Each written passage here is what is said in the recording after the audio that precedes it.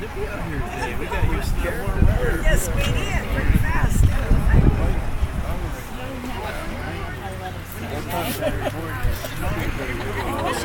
That's right.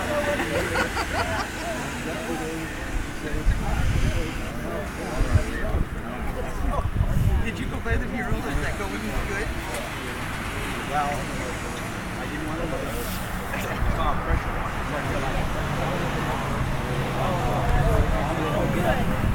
Yeah, clear. Fine.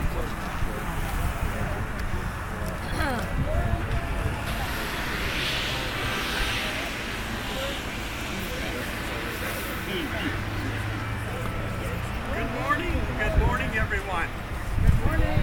On behalf of Maria and Mark and Penny and all of Maria's siblings, I want to sincerely welcome you to this very special occasion. Dedication of a tree planted in his hometown at Lynden, Washington.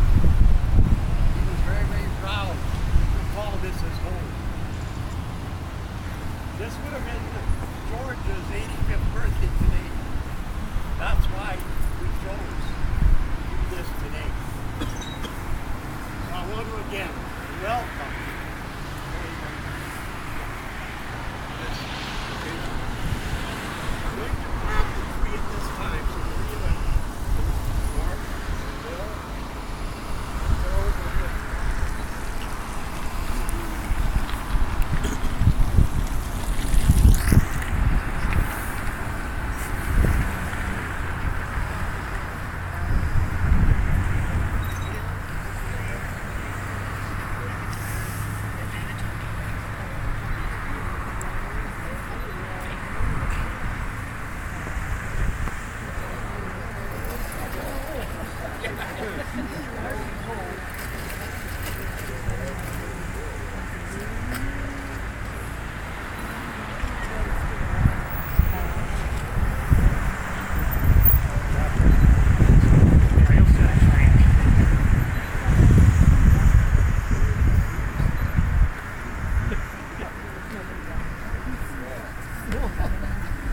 Okay.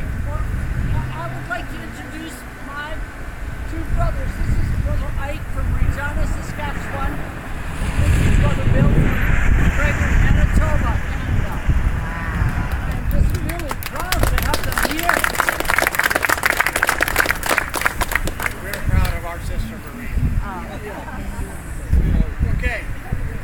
There's a number of people, though, that have been very, very graciously supporting Maria and this project. And I need to mention a few names. And if I happen to miss some of them that should be recognized, you know your part that you had in this. So even though I may not mention your name, we do want to say thank you to you. Vern, Hendrik, and his crew. Ted and Suzanne Lynden. Yeah. Mary and Phil Starkey. Steyer.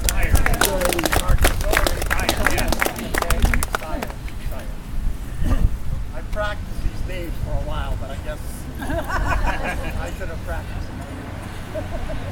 Okay, what I'd also like to make you aware of is that I'm going to allow time for people to have a little time of sharing stories about George. See, I have a couple of stories that I need to share with you, but I think for now, I would like to ask anyone that would like to share a story at this time.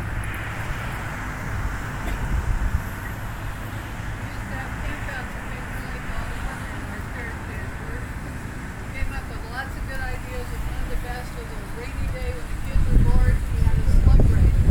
All the slugs, and they put them on the board, and they waited for the first one to go off the board was the winner, and he said, they'll never go off the board, they'll just, one finally did, but anyway.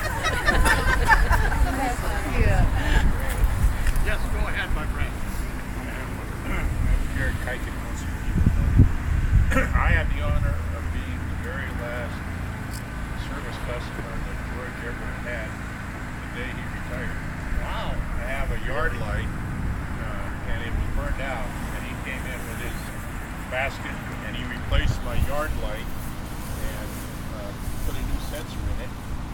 And I was talking to him, and he said, when I drive back to the yard and turn in my truck, I'm retired.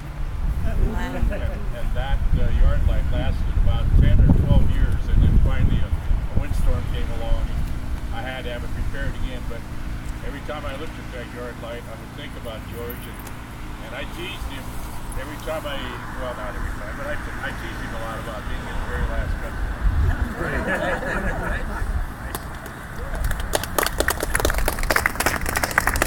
George, as you knew, was kind of a trickster.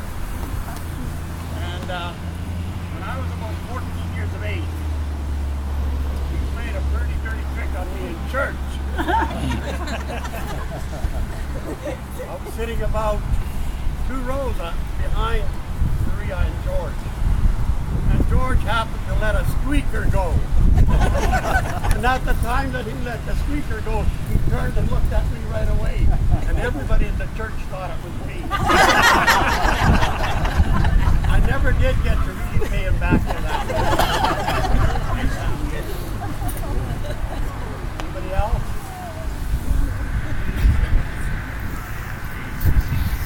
I got small. George would always say, and everybody knew this, that he would always say he made it famous in Lynden, in his hometown, my way of thinking. That's it. That reminds me, I've noticed a couple of places in Lynden, there's a write-up about Lynden. And in the end it talks about Lynden being my home. And George was very, very proud to call Lynden his home. See, George came from a background where he had to learn to do everything on his own, basically. Okay? So he was a self-made man. Everybody knew it.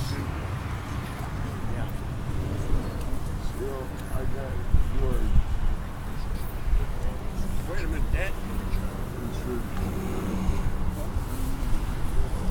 George is okay. I knew George was never be friends. They go over there on this chair. Rather than get well. And then I was very good friends. Yeah. He was a big guy. Right on, Dad. Yeah. George had a way of kind of giving you what I call a verbal kick in the butt. That's what he could do. You didn't really realize what he was doing until it was over. And he did that for me in the 1950s. When I was in a hospital, and he gave me a verbal kick in the butt. Years later, he did the same thing for my one and only son. He gave him a verbal kick in the butt. And he had a special way of doing that. Anybody else? Yes, ma'am.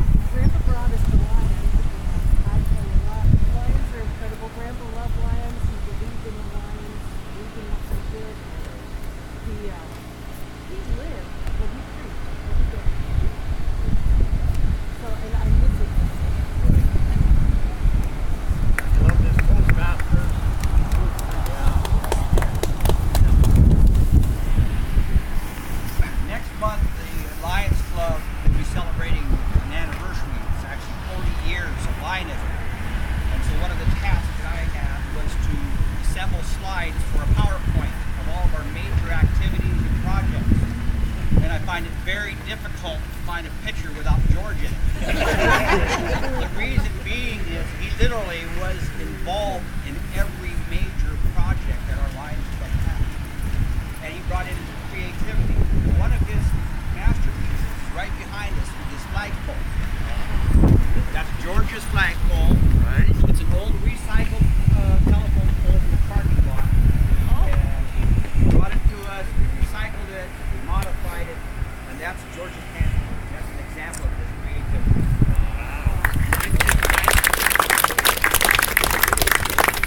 I think we all enjoyed his birdhouses.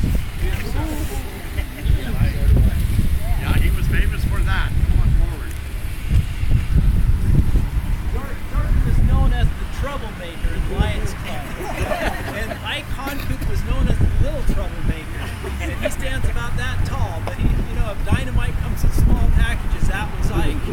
Anyway, those two guys get together and it's amazing what would happen, but they were always trying to keep up with each other as far as pranks going on. Yes. And one time they went fishing up in Canada with George Maria and Ike and Beulah, and they took their RVs up there going fishing. Ike had this little plant. And so he was scavenging all these materials at George's, and George didn't even know it. And he gets up there, and they get way up close to where they're off the pavement, and they says, well, Ike gets out and says, well, maybe we better go on ahead to the campground, and we'll get a head start so you don't have to eat our dust. And so they get up there, and they set up their camp, and they put this little post in the ground with a water spigot on it, and with a little electric plug on it, and all this kind of stuff, And this gal comes along, the camp person comes along, and she says, well, what's going on? She says, I'm just doing a little trick, play along. She says, well, I won't lie, but I'll play along with what you're going on. And then George and Maria show up there, and George goes, wow, they have hookups here. They didn't have those hookups here last year. And so he goes to the camp gal, he says, well, you had these hookups very long? No, not long. Anyway, George goes and he hooks his hose up to it, hooks up the trailer, and he plugs his RV in, and he says, boy, Ike, I'm not getting any electricity. Ike had this little solar fan in the top of his thing, and of course he had it running. He says, well, look, my fan's running. And he just couldn't figure it out. Finally he got to the bottom of it. Boy, I tell you. And then Ike had to tell him, he says, yeah, you see that faucet there and that hose? I got that from your house.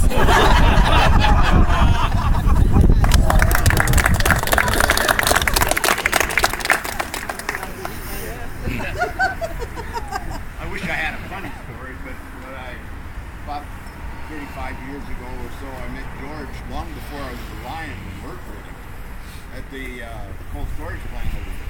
George was very proud and very happy to do his job as a lineman for the power company. And he would come in when we'd do our major service on transformers. He came in and he was the one that taught me how to do all these things. When you start playing with 12,460 volts, it's kind of touchy. He knew exactly what to do and how to straighten it out and the chemicals and things we needed to do it. But, when George retired from that job, they lost a real public relationship because they just like the door shut. Thank you, George.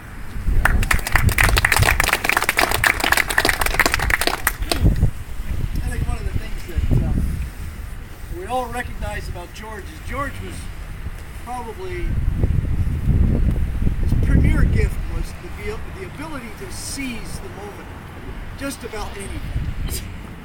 For years and years, George ran the rummage sales.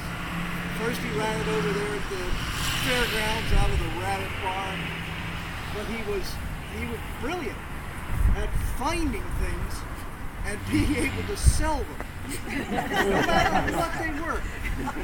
We made mention of the fact that if George was here now, if we got to these balloons, he'd be selling those balloons. I know he would.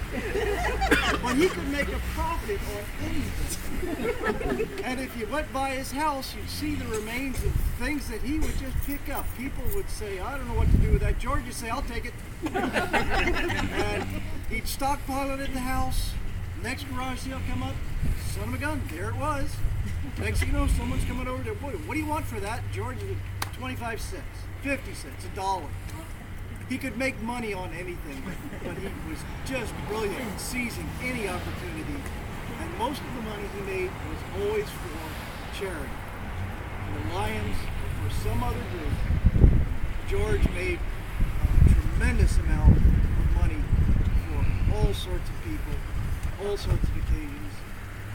For that, I don't think there's ever going to be another match for his generosity, his ability to sell. Anyway.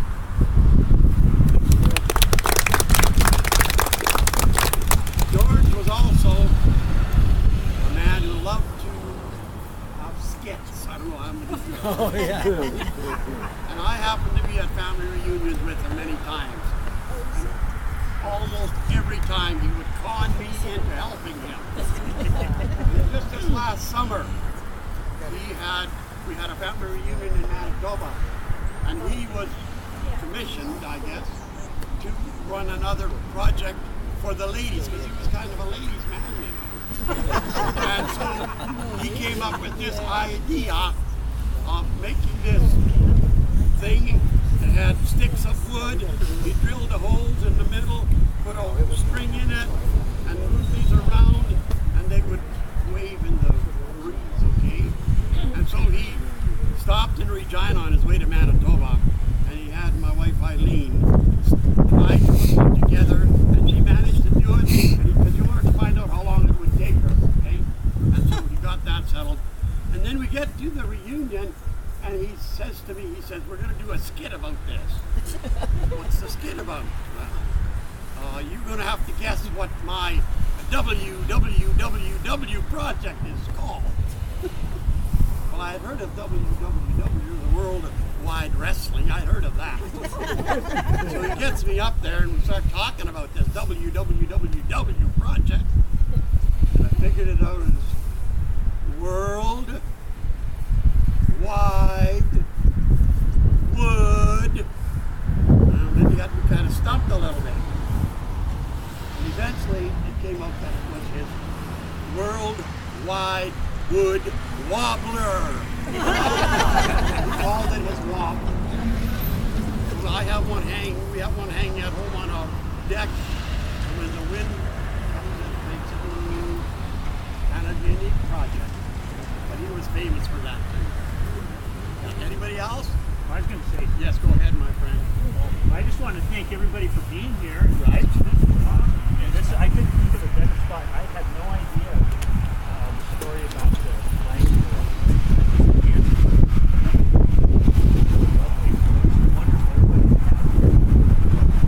I thought of two stories about my dad. One that's kind of funny, one that's not funny.